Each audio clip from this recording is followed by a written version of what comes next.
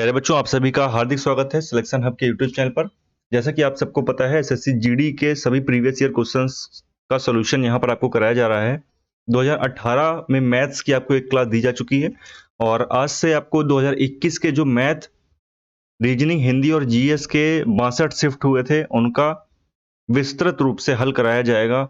एक एक क्वेश्चंस को अच्छे से डिस्क्राइब कराया जाएगा। क्वेश्चंस के साथ जो भी उसका आंसर है वो बताया जाएगा और इसके अलावा जो भी उससे जुड़ी हुई जानकारी है जो कि आपके अब एग्जाम में पूछा जा सकता है, 2022 वाली वैकेंसी में जो पूछा जा सकता है, उसकी इंफॉर्मेशन भी आपको दी जाएगी। तो सभी लोग वीडियो को कंप्लीट देखिएगा। रजत कटियार सर हैं आपके साथ। ये आपको आज जो जीएस का पेपर हुआ था 2021 में, इसे पूरा कंप्लीट 25 क्वेश्चन सॉल्व करेंगे। 1 दिसंबर 2021 को हुआ था ये, और ये शिफ्ट 1 का एनालिसिस है। तो इसको आप कंप्लीट देखिए और अच्छा लगे तो दोस्तों में अपने शेयर करिए। चलिए दोस्तों, शुरू करते हैं प्रश्न संख्या 26 से। प्रश्न संख्या 26 से 50 तक हमारा जीएस का पोर्शन था, जिसको आज हम लेके चलेंगे। चलिए प्रश्न संख्या 26 को शुरू करते हैं। पहला क्वेश्चन था, भारत में अनियमित जमा योजना प्रतिबंधन अधिनियम किस वर्ष लागू किया गया? तो इसको हम 2019 लेके चलेंगे अपना आंसर।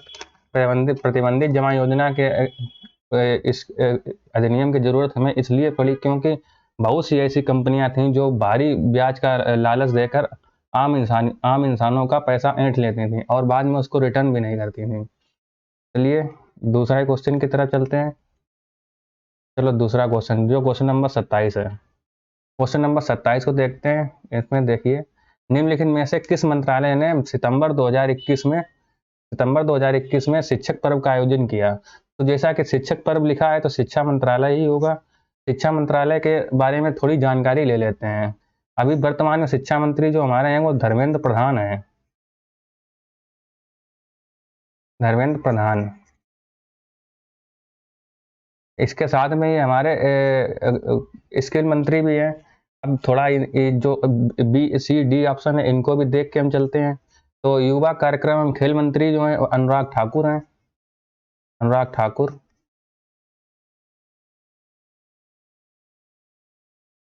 साथ में और हम कुछ देख लेते हैं। संस्कृत मंत्री हमारे जी किशन रेड्डी हैं। जी किशन रेड्डी।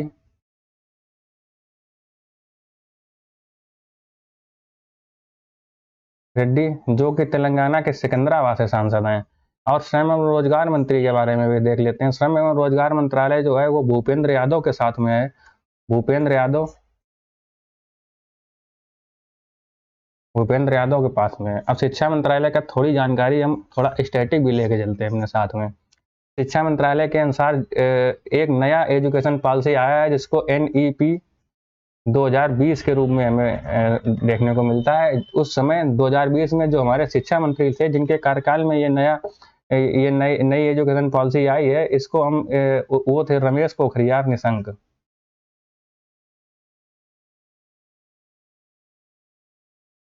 रमेश पोखरियाल निशंक। अब इसको आप समझ सकते हैं। चलिए हटा देते हैं, जो ऊपर जानकारी है आपने नोट कर ली होगी, और भी थोड़ा बहुत जानकारी ले लेते हैं।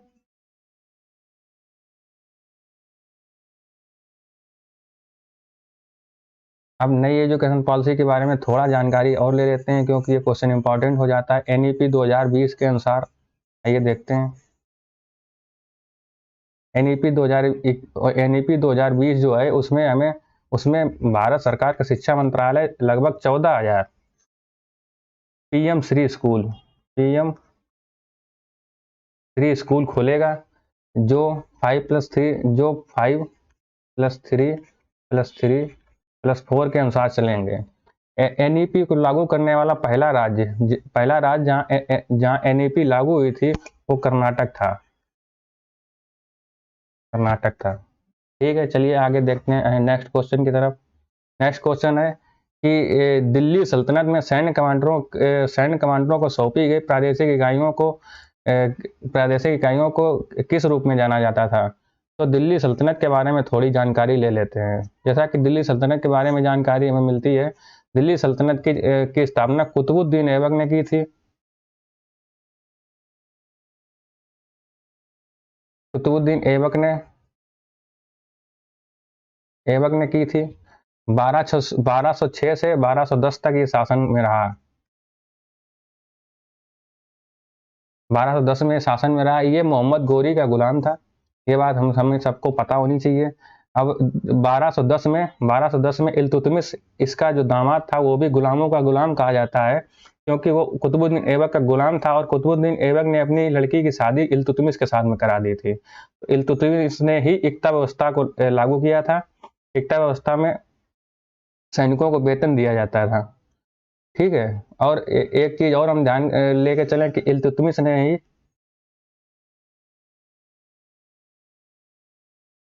इल्तुतमिश ने ही एक चालीसा ग्रुप का निर्माण किया था। चालीसा ग्रुप का निर्माण किया था। ठीक है, चलिए नेक्स्ट क्वेश्चन की तरफ चलते हैं। नेक्स्ट क्वेश्चन है हमारा कि 2020 में किसने लिंज ओपन टेनिस का एकल खिताब जीता। अब लिंज ओपन टेनिस जो है, ये पहले लिंज के बारे में ही जानकारी ले लेते हैं। लिंज जो है, लिंज एक ऑस्ट्रिया का शहर है। Austria Europe.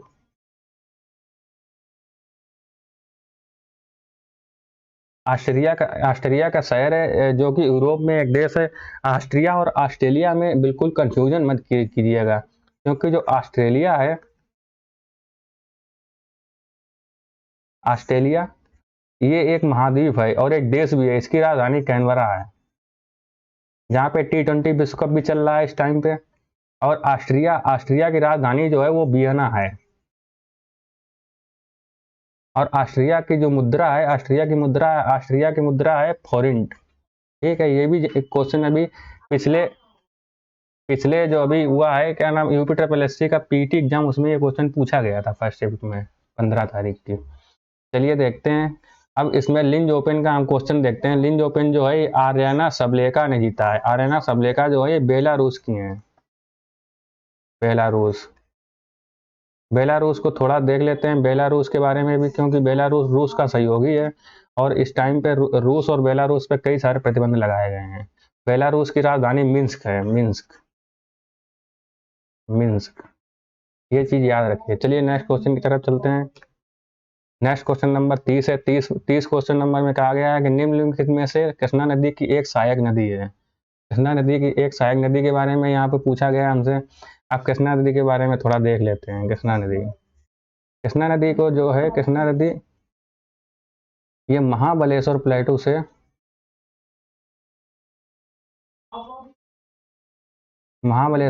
से जो कि महाराष्ट्र में है, महाबलेश्वर प्लेटू महाराष्ट्र में है, यहाँ से निकलती है और यहाँ से होते हुए ये महाराष्ट्र के बाद कर्नाटका, इसके बाद में कर्नाटका के बाद में तेलंगाना स्टेट, उसके बाद में आंध्रा, AP, आंध्रा से होकर जाती है। ठीक है। अब इसमें जैसे आंध्रा से जाती है। अब इसमें एक क्वेश्चन आ जाता है जैसे कि विजयवाड़ा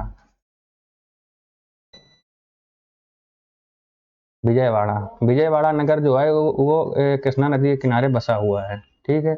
इसके बाद में कृष्णा नदी की जो सहायक नदी है, अब उस पर जाते हैं। उसके कृष्णा नदी की जो सहायक नदी है वो घाट प्रवाह नदी है। घाट प्रवाह के बाद में अब हम देखते हैं थोड़ा और कि कृष्णा नदी के कुछ और सहायक नदियों के बारे में हम अपनी जानकारी ले लेते हैं। अब जैसे कृष्णा नदी की सहायक नदी एक मूसी नदी है। मूसी नदी के तट पर हैदराबाद नगर बसा हुआ है। ये भी आपको याद करके रखना है, क्योंकि ये क्वेश्चन इंपॉर्टेंट हो जाता है। अब कृष्णा नदी के ऊपर दो बांध को देख लेते हैं जो इंपॉर्टेंट बांध बने हुए हैं। एक श्री सेलम बांध बना हुआ है, श्री सेलम बांध आंध्र प्रदेश में बना हुआ है। और दूसरा नारायणपुर बांध बना हुआ है, नारायणपुर बांध, ये कर्नाटक में है। ठीक है। अब नेक्स्ट क्वेश्चन की तरफ चलते हैं। नेक्स्ट क्वेश्चन हमारा ये है कि 2020 में जो राजीव गांधी खेल रत्न पुरस्कार जो है, इसमें मतलब हमने बता ही दिया आपको राजीव गांधी खेल रत्न पुरस्कार। इसमें एक क्वेश्चन था कि किस राशि की 7.5 लाख रुपए जो धनराशि थी उसको बढ़ाकर 25 लाख रुपए कर दिया गया है। तो इसका आंसर आपको पता ही होगा कि राजीव गांधी खेल रत्न पुरस्कार है। अब राजीव गांधी खेल रत्न पुरस्कार के बारे में कुछ जानकारियां ले लेते हैं। जैसे कि अब यहाँ पे हम कुछ जानकारी लिख लेते हैं कि ये पुरस्कार कब शुरू हुआ था? तो 1991 में शुरू हुआ था। 1991 में शुरू हुआ था। इसको प्रथम पुरस्कार प्राप्तकर्ता कौन थे? तो प्रथम पुरस्कार प्राप्तकर्ता थे विश्वनाथन आनंद। विश्वनाथन आनंद, जो कि शतरंज के खिलाड़ी हैं। शतरंज के खिलाड़ी हैं। अब इसमें हम देख लेते हैं कि विश्वनाथन आनंद शतरंज के खिलाड़ी हैं। ये भारत के, इसके बारे में थोड़ा देख लेते हैं। विश्वनाथन आनंद इस टाइम पे फिडे, जो कि शतरंज की एक ऑफिशियल संस्था है, फिडे, फिडे के उपाध्यक्ष हैं। करंट का क्वेश्चन भी हमने आपको साथ में दे दिया है, क्योंकि ये भी इंपॉर्टेंट हो जाएगा। अब इसके साथ में थोड़ा सा स्टैटिक भी देख लेते हैं। राजीव गांधी खेल रत्न का अभी नाम चेंज कर दिया गया है, टोक्यो 2020, जो कि 2021 में आयोजित हुआ था। उसके बाद में राजीव गांधी खेल रत्न पुरस्कार का नाम जो है वो चेंज कर दिया गया, उसको कहा गया मेजर ध्यानचंद, मेजर ध्यानचंद खेल रत्न अवार्ड।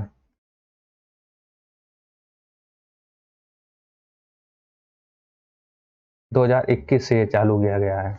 और 2021 में किसको किसको दिया गया ये भी हम देख लेते हैं एक बार। ये देख लेते हैं। एक तो पहले नीरज चोपड़ा, नीरज चोपड़ा, ये एथलेटिक्स, इन्होंने स्वर्ण जीता था 7 अगस्त, भाला फेंक दिवस, ये आप देख लीजिएगा, ठीक है। नीरज चोपड़ा के बाद में लवलीना लवलीना लवलीना बोरगोहेन, ये असम की हैं। इन्होंने मुक्केबाजी में इन्होंने कांस्य पदक जीता था। तीसरे जो हैं वो हमारे कुछ पैरा खिलाड़ी भी हैं, जैसे कि अवनी लेखरा, राजस्थान, इन्हें भी मिला है। इन्होंने 1 स्वर्ण और 1 कांस्य जीता था। दो पदक जीतने वाली पहली महिला जो है वो अवनी लेखरा हैं, ठीक है। इसके साथ में जैसे मनीष नरवाल, सुमित अंतिल, मिताली राज, सुशीला देवी, कृष्णा नागर वगैरह आप नोट कर लीजिएगा इनको। अब नेक्स्ट क्वेश्चन की तरफ चलते हैं। अब इसमें जैसे लिखा है क्वेश्चन कि सेबी का मुख्यालय कहाँ पे है? सेबी का मुख्यालय कहाँ पे है? क्वेश्चन नंबर ये 32 है हमारे उसके हिसाब से, पेपर के हिसाब से, ठीक है। अब सेबी के बारे में देख लेते हैं। सेबी का ज़्यादातर बैंकों और संस्थाओं का मुख्यालय जो है वो लगभग मुंबई में ही है मैक्सिमम। अब सेबी के बारे में कुछ जानकारी ले लेते हैं। जैसे सेबी सेबी की जो स्थापना है वो 1988 में कर दी गई थी एक अध्यादेश के द्वारा, लेकिन इसको वैधानिक मान्यता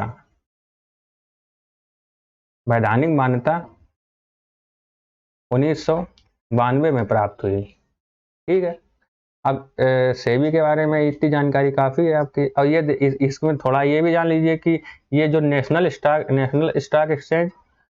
एक्सचेंज और बॉम्बे स्टॉक एक्सचेंज, इसके बारे में इस पे कंट्रोल करता है ये।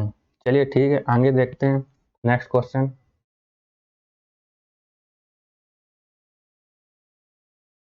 नेक्स्ट क्वेश्चन हमारा ये रहा कि निम्नलिखित में से कौन सा युग्म गलत है?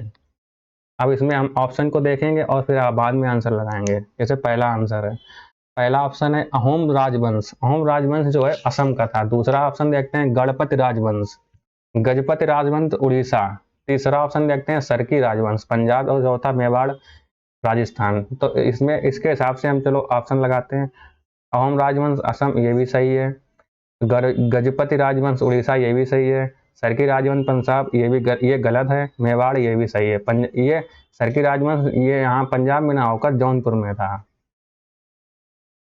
जौनपुर। अब जौनपुर के बारे में थोड़ा सा जानकारी ले लेते हैं। जौनपुर जो था ये जौनपुर नगर की स्थापना फिरोज शाह तुगलक ने अपने बेटे जौना खां की स्मृति में करवाई थी। जौना खां की स्मृति में करवाई थी। अहोम राजवंश जो है ये असम में है। इसके एक सेनापति थे जिनका अभी एक बुत बना है, बुत मतलब पुतला, गुवाहाटी में, जिनका नाम था लचिन बुढ़फुकन। लचिन बुढ़फुकन। चलिए आगे देखते हैं। अब जैसे गजपति राजवंश ये उड़ीसा में था, तो इसको उड़ीसा को पहले कहते थे कलिंग। ये याद रखिएगा क्योंकि ये बहुत इंपॉर्टेंट है। मेवाड़ के बारे में जान लेते हैं। मेवाड़ मेवाड़ ये राजस्थान में है, ये आपको पहले से पता होगा। मेवाड़ में दो राजा हुए हैं जो बहुत इंपॉर्टेंट हैं। एक जैसे कि राणा कुंभा, और दूसरे राजा थे राणा सांगा। राणा सांगा के साथ में बाबर का युद्ध हुआ था 1527। ठीक है, आगे देखते हैं। नेक्स्ट देखते हैं अपना, इसको देख लेते हैं 1527 में खानवा। एक नेक्स्ट क्वेश्चन की तरफ चलते हैं। नेक्स्ट क्वेश्चन नंबर है 34 के अनुसार हम पढ़ते हैं पहले। शिशुओं के जन्म के समय निम्नलिखित में कौन सी हड्डी नहीं होती है? तो शिशुओं के जन्म के समय अगर क्वेश्चन पूछा जाता है कि शिशुओं के जन्म के समय कितनी हड्डी होती हैं, तो लगभग 300 हड्डियां होती हैं इनके जन्म के समय। जो जो वयस्क मनुष्य होने पर कुछ अपने आप नेग्लेक्ट हो जाते हैं, कुछ मिल जाती हैं, तो 206 बचती हैं वयस्क मनुष्य में हड्डियां। तो इनमें जनुका हड्डी नहीं होती है। अब इसके बारे में देख लेते हैं। आपको कुछ स्टैटिक जानकारी, जैसे कि सबसे लंबी हड्डी जो होती है, वो फीमर होती है टांग में। और जो सबसे छोटी होती है स्टेपीज। चलिए नेक्स्ट क्वेश्चन की तरफ चलते हैं। नेक्स्ट क्वेश्चन है क्वेश्चन नंबर 35 कि नेपाल के कवि भानुभक्त आचार्य का संस्कृत से नेपाली भाषा में अनुवाद के लिए प्रसिद्ध है। तो नेपाल के कवि भानु आचार्य ने किसका संस्कृत से नेपाली भाषा में अनुवाद किया था? इसका ऑप्शन हो जाएगा रामायण। रामायण का अनुवाद इन्होंने किया था संस्कृत भाषा से नेपाली भाषा में। अब अन्य ऑप्शनों की ओर भी देख लेते हैं। अब ये रामायण जो ये वाल्मीकि रामायण है, वाल्मीकि रामायण। ठीक है, अब महाभारत देखते हैं। महाभारत के रचयिता वेद व्यास थे। ये भारत का सबसे बड़ा ग्रंथ है। ठीक है, ये देखते हैं योग सूत्र के रचयिता थे पतंजलि थे। और मनुस्मृति जो है हिंदुओं के कानून की किताब, हिंदू कानून है, इसके रचयिता थे मनु। नेक्स्ट क्वेश्चन की तरफ चलते हैं। Question number 36। अब 36 में कहता है India state of forest report 2019 के अनुसार भारत में निम्नलिखित में से किस राज्य में सर्वाधिक वन आच्छादित क्षेत्र है? अब इसमें जैसे इंडिया स्टेट फॉरेस्ट रिपोर्ट 2019, इसके बारे में थोड़ी जानकारी एक्स्ट्रा भी ले लेंगे। तो पहले ऑप्शन लगा लेते हैं सर्वाधिक, तो इसमें एमपी हो जाएगा, मध्य प्रदेश। क्षेत्रफल के अनुसार है वो एमपी है। और प्रतिशत के अनुसार मेघालय आ जाएगा। अब इसके थोड़ी देख लेते हैं। सर्वाधिक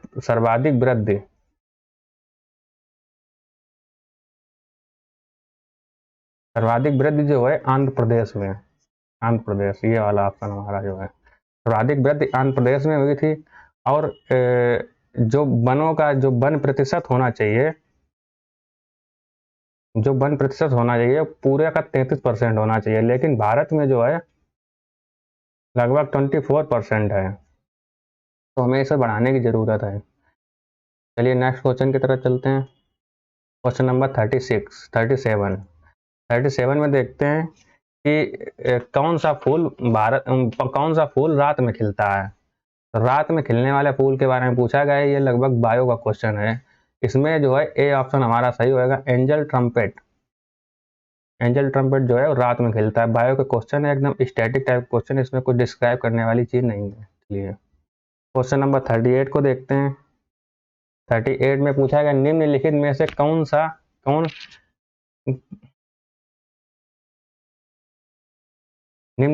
कौन saving capitalism from the capitalist पुस्तक के लेखक हैं? तो इसमें बुक्स एंड ऑथर से एक क्वेश्चन आया है। बुक्स एंड ऑथर से भी इंपॉर्टेंट आते हैं क्वेश्चन। इसका आंसर हो जाएगा सही रघुराम जी राजन। जो थे हमारे 23वें तो इसमें आरबीआई गवर्नर गवर्नर थे। इनकी दो और पुस्तकें हैं जो बहुत इंपॉर्टेंट हैं, जैसे कि व्हाट आई डू एक पुस्तक है, I do what I do. एक और पुस्तक इनकी नोट कर लीजिएगा, the third pillar, the third pillar. ठीक है। अब शक्तिकांत दास के बारे में थोड़ी जानकारी ले लेते हैं। ये वर्तमान में हमारे गवर्नर है, 25वें गवर्नर। ठीक है। बिमल जालान भी एक गवर्नर थे, और उर्जित पटेल भी हमारे गवर्नर थे, ये 24वें थे। चलिए नेक्स्ट देखते हैं। क्वेश्चन नंबर 39 में क्या कह रहा है कि नवंबर 2020 में भारत एक ऐसा देश बन गया जिसके पास अपने स्वतंत्र क्षेत्रीय नौवहन प्रणाली उपग्रह प्रणाली है। इसे अंतर्राष्ट्रीय समुद्री संगठन द्वारा विश्वव्यापी रेडियो नेविगेशन प्रणाली के एक भाग के रूप में मान्यता प्राप्त है। तो इसका सही आंसर हो जाएगा चौथा। क्षेत्रीय नौवहन प्रणाली का मतलब है कि अपना खुद का एक सैटेलाइट सिस्टम, जो हमें सैटेलाइट से, जैसे कि यूएसए का जीपीएस है, उसी तरह भारत का नाविक है, नाविक नौवहन सिस्टम है। और इसमें जैसे इसमें पहला देश यूएसए, दूसरा रूस, तीसरा चीन, चौथा भारत। ठीक है। नेक्स्ट क्वेश्चन की तरफ चलते हैं। नेक्स्ट क्वेश्चन हमारा ये है कि 40 नंबर क्वेश्चन, हड़प्पा स्थलों पर निम्नलिखित में से मिली वस्तुओं में से इंजीनियरों ने पंजाब में पाकिस्तान में रेलवे लाइन के लिए कौन सी चीज का इस्तेमाल कर लिया था। तो इस क्वेश्चन के हिसाब से मतलब पंजाब में पहले रेलवे लाइन बनाने के लिए किसका प्रयोग कर लिया गया था, हड़प्पा की जो थी चीजें। तो इसके अनुसार हमारा हो जाएगा ऑप्शन ईंटें। अब हड़प्पा के बारे में थोड़ी जानकारी ले लेते हैं। हड़प्पा सभ्यता थी, इसको सिंधु घाटी इंडस वैली सिविलाइजेशन भी कहते हैं, जो लगभग लगभग 3500 से 2500 ईस्वी ईसा पूर्व खूब फली फूली। इसको नगरीय सभ्यता भी कहते हैं। ठीक है। और कुछ देख लेते हैं इसके बारे में। अब इसका जो उत्खनन हुआ था, जो खोद करवाई थी, वो दयाराम साहनी की देख रेख में हुई थी। उस समय जो भारतीय पुरातत्व विभाग के जो निदेशक थे, उनका नाम जॉन मार्शल था। ठीक है। ये भी आप नोट कर लीजिएगा। चलिए यहाँ पे कुछ देख लेते हैं, हड़प्पा के बारे में जानकारी ले लेते हैं। हड़प्पा हड़प्पा जो है रावी नदी के तट पर बसा हुआ है, और यहाँ पे कुछ चीजें मिली हैं, जैसे कि बैलगाड़ी और मातृ देवी। चलिए ठीक है, आगे नेक्स्ट क्वेश्चन की तरफ चलते हैं। नेक्स्ट क्वेश्चन हमारा है कि एलिफेंटा गुफाओं में किस संप्रदाय से जुड़े शैल चित्रों का संग्रह है। एलिफेंटा गुफाओं के बारे में कुछ जानकारी ले लेते हैं थोड़ी सी।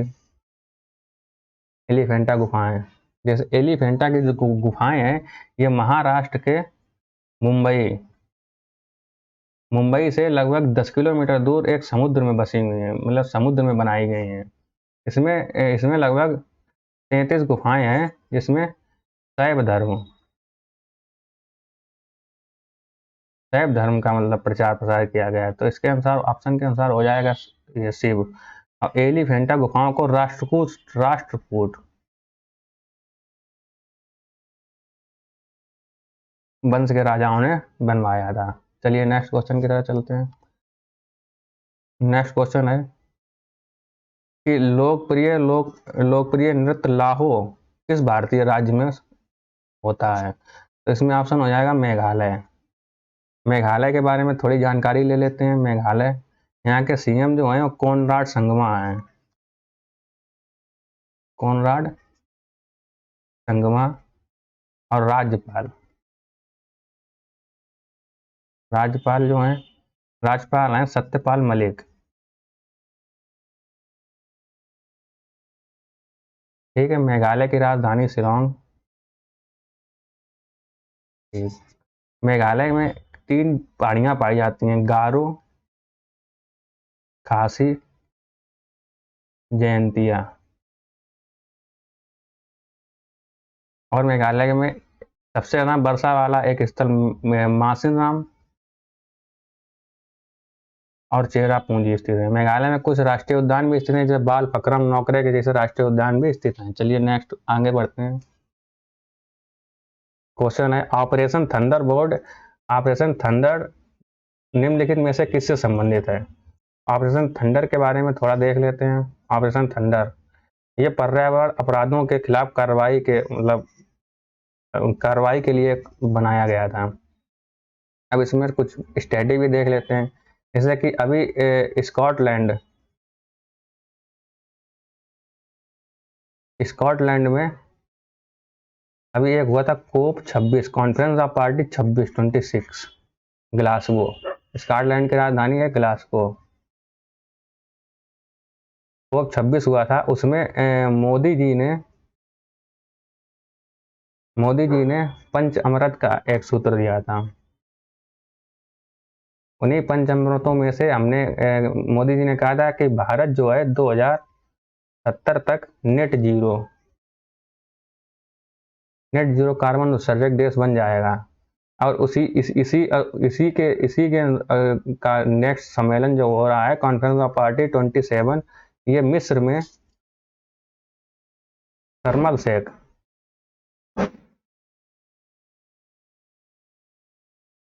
शर्मल शेख में हो रहा है। चलिए नेक्स्ट क्वेश्चन की ओर आगे बढ़ते हैं। नेक्स्ट क्वेश्चन 44 नंबर है। 44 में क्या पूछा गया हमारा, उन जीवों को क्या कहा जाता है जो शिशु संततियों को जन्म देते हैं? शिशु संततियों का मतलब होता है जो बच्चों को जन्म देते हैं। बच्चों को कौन जन्म देता है? जरायुज। जरायुज को बीबी परस भी कहा जाता है, बीबी पोरस। इनको स्तनधारी भी कहा जाता है। इनमें कुछ मतलब वैसा भी है अपवाद टाइप का, उसको देखते हैं। एक होता है ऑस्ट्रेलिया में पाया जाता है, डकबिल प्लेटिपस।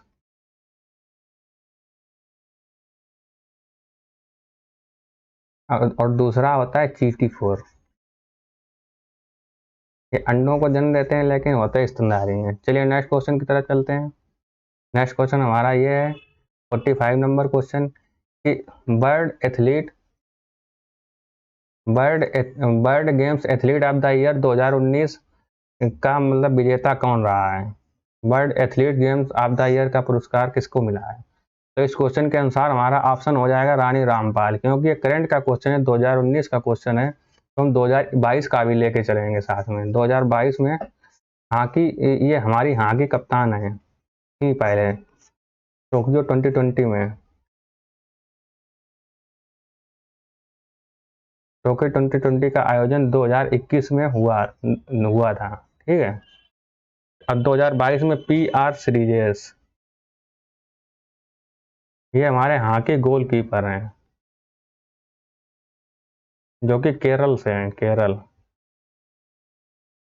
ठीक है। हमारी भारतीय हॉकी टीम ने किसको हराकर टोक्यो 2020 में कांस्य पदक जीता था? चलिए नेक्स्ट क्वेश्चन की तरफ देखते हैं। Question number 36। क्वेश्चन नंबर 46 में क्या है कि निम्नलिखित में से कौन सा ग्रामीण परिवार को प्रत्यक्ष ऋण सहायता प्रदान नहीं करता है? तो प्रत्यक्ष ऋण सहायता का मतलब क्या होता है, इसके बारे में थोड़ा देख लेते हैं। प्रत्यक्ष का मतलब होता है एकदम सीधा, जैसे हमने आपको पैसे दिए एकदम हैंड टू हैंड, तो ये प्रत्यक्ष हो गया। अगर हमने आपको किसी के द्वारा पैसे दिवाए हैं तो अप्रत्यक्ष हो गया। तो इसमें प्रत्यक्ष रूप से देखो, ग्रामीण बैंक भी हमको हाथ में पैसा देता है, सहकारी समितियाँ जिसको हम साधन सहकारी समिति भी कहते हैं, वो भी हमको हाथ में हर चीज़ देती है, जैसे खाद बीज पानी सब कुछ। और जैसे कृषि व्यापारी भी हमको हाथ में पैसे देता है, लेकिन वित्त मंत्रालय कभी हमें हाथ में पैसा नहीं देता है। ये कई योजनाओं के माध्यम से हमें पैसा देता है। मान लो सरकारी योजनाएं कोई बना दी, कोई नाबार्ड में पैसा दे दिया, RBI के माध्यम से कोई मतलब योजना बनवा दी गई, उसमें पैसा दे दिया, जैसे मुद्रा लोन हुआ, प्रधानमंत्री जनधन अकाउंट में पैसा डाल दिया गया, ठीक है। वित्त मंत्रालय में, अब वित्त मंत्री के बारे में जान लेते हैं। वित्त मंत्री हमारी जो है वो है निर्मला सीतारमण।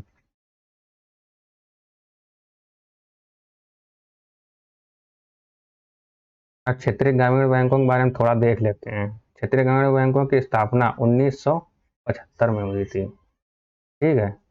अब क्षेत्रीय ग्रामीण बैंकों में केंद्र, राज्य और प्रायोजित बैंक, सेंट्रल, स्टेट और जो बैंक है जो चला रही है उसका हिस्सा देख लेते हैं। ये 50% होता है, स्टेट होता है 15% और जो बैंक प्रायोजित बैंक है उसका 35% हिस्सा होता है। ठीक है, चलिए नेक्स्ट क्वेश्चन की तरफ आगे बढ़ते हैं।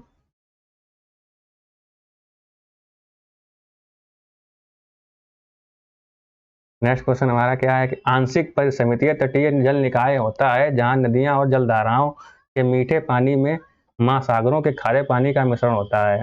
इनका कहने का मतलब है कि महासागरों के खारे पानी में नदियां कहाँ मिलती हैं, तो इसका आंसर हो जाएगा मुहाना। मुहाना नहीं, डेल्टा। डेल्टा में मिलती हैं। जैसे कि डेल्टा वह क्षेत्र होता है जहाँ पे समुद्र में नदी नदी मिलती है। यहाँ पे बहुत सारा एकदम ऐसे करके बिल्कुल ये नदी आ रही है, यहाँ फैल जाएगा बिल्कुल ऐसे ऐसे करके, बहुत एकदम बहुत यहाँ पे सब हो जाएगा। ये समुंदर है, ये नदी है। ठीक है, अब जैसे अपने भारत का देखते हैं। भारत में वेस्ट बंगाल जो राज्य है और प्लस बांग्लादेश, यहाँ पे सुंदरबन का डेल्टा है। जो भारत ही नहीं दुनिया का सबसे बड़ा डेल्टा है। यहाँ पे सुंदरबन टाइगर रिजर्व भी पाया जाता है जो भारत का है। और इसके अनुसार हम देखते हैं यहाँ पे सुंदरी नामक वृक्ष पाए जाते हैं। ये मैंग्रोव, यहाँ पे जैसे जो डेल्टा होते हैं वहाँ पे मैंग्रोव वन पाए जाते हैं। मैंग्रोव मैंग्रोव वन पाए जाते हैं जो खारे पानी में ही उग जाते हैं। अब एस्चुरी देख लेते हैं, मुहाने के बारे में थोड़ा देख लेते हैं। मुहाना, जो मुहाना होता है वो एकदम बहुत पथरीली टाइप की एकदम जमीन होती है। पथरीली जमीन होती है जिसको नदी जल्दी काट नहीं पाती है, तो नदी का जो समुद्र में मिलने का रास्ता होता है वो थोड़ा सा सकरा होता है। यहाँ से नदी मिल रही है, समुद्र है, ये नदी है। तो जो भारत का पश्चिमी घाट है वो पर्वतीय इलाके हैं। यहाँ पे जो एस्चुरी का निर्माण होता है, पश्चिमी घाट का मतलब कहने का है जैसे गुजरात, महाराष्ट्र, कर्नाटका, गोवा, केरला। अब इसमें जैसे कुछ नदियां भी हैं, अभी हम थोड़ा मिटा देते हैं इधर लिखने के लिए अपना।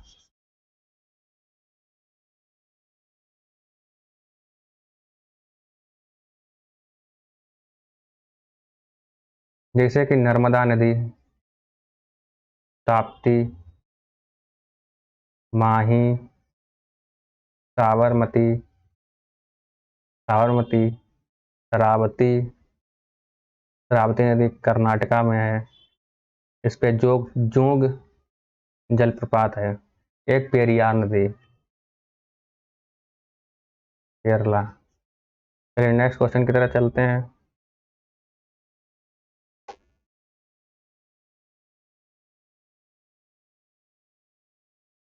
नेक्स्ट क्वेश्चन हमारा है, निम्नलिखित में से किस भारतीय सितार वादक और प्रमुख संगीतज्ञ ने 20वीं शताब्दी की शुरुआत में एक संकेतन प्रणाली विकसित की और भारतीय उपमहाद्वीप की संगीत प्रथाओं को वर्गीकृत किया, जो कि पहले मौखिक परंपरा से आगे बढ़ती रही थी। मौखिक परंपरा की है कि इसको लिखित राइटिंग में कुछ नहीं दिया गया था। सिर्फ अब आपने हमें कहा, हमने दूसरे को कहा, सुने सुनाए सब काम होता रहा।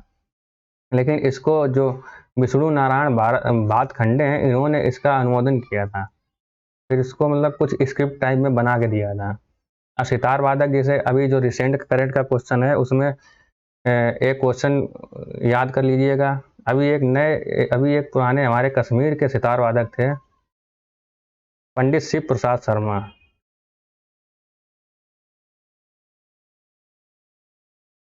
सितार वादक थे, इनकी मृत्यु हो गई। पद्म विभूषण इनको मिला हुआ था। चलिए नेक्स्ट क्वेश्चन की तरफ चलते हैं। जैसा कि केंद्रीय बजट 2020 में घोषित किया गया है कि इलेक्ट्रॉनिक वाहनों की खरीद हेतु लिए गए ऋण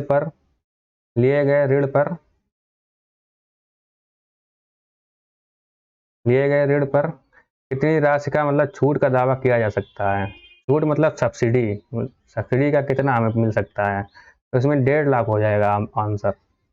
इनका कहने का मतलब है कि अगर इलेक्ट्रॉनिक व्हीकल खरीद रहे हो तो 1.5 लाख तक भारत सरकार आपको छूट दे देगी।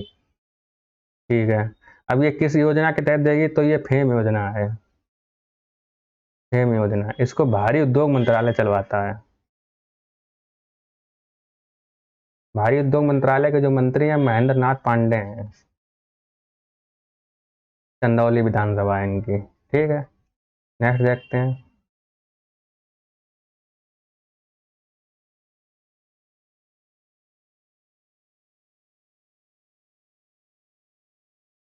नेक्स्ट क्वेश्चन हमारा 50वां क्वेश्चन, लास्ट क्वेश्चन है। लास्ट क्वेश्चन, भारत के संविधान के निम्नलिखित प्रावधानों में से कौन सा प्रावधान संसद के साधारण बहुमत कहा गया है द्वारा संशोधित किया जा सकता है। तो इसमें मतलब कहा गया है कि साधारण बहुमत जो है वो कितने आदमी होने चाहिए तो संशोधन हो जाएगा।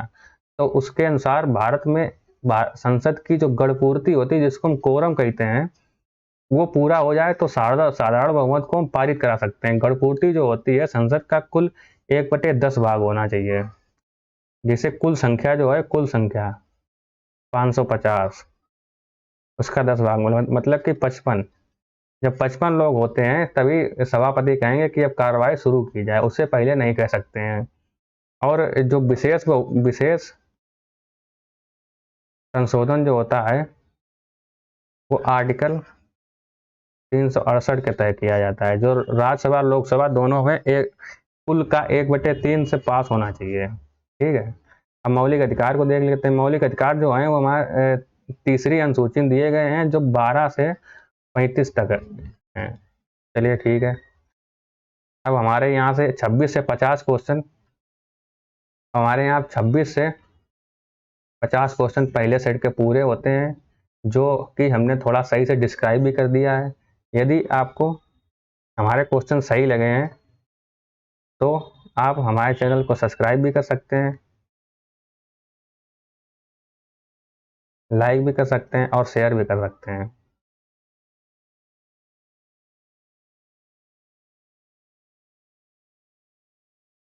वीडियो देखने के लिए बहुत बहुत धन्यवाद। एक बार लाइक शेयर और सब्सक्राइब भी करिए। धन्यवाद। भारत माता की जय।